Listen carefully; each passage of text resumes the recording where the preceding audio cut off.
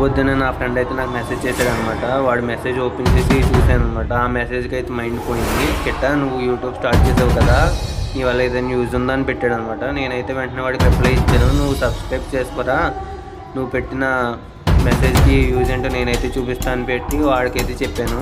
వాడైతే దానికి సబ్స్క్రైబ్ చేసుకుంటారనే అనుకుంటున్నాను, చూద్దాం.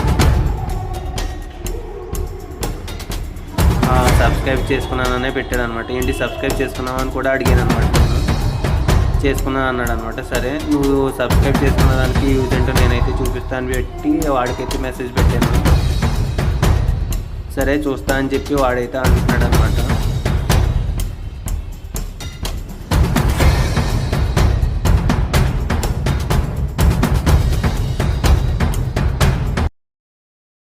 నేనైతే అరటిపళ్ళు తీసుకున్నాను. అక్కడ ఒక మామగారు ఉన్నారని చెప్పి, సరే రండి మీరు కూడా వెళ్ళి చూద్దాం. మామ అరటిపళ్ళు తింటావంటే ఆ మామ అడుగుతుంది నీకెక్కడివి అని చెప్పి, నీకోసమే తీసుకున్నాను అన్నాను. తింటానని కూడా అందనమాట.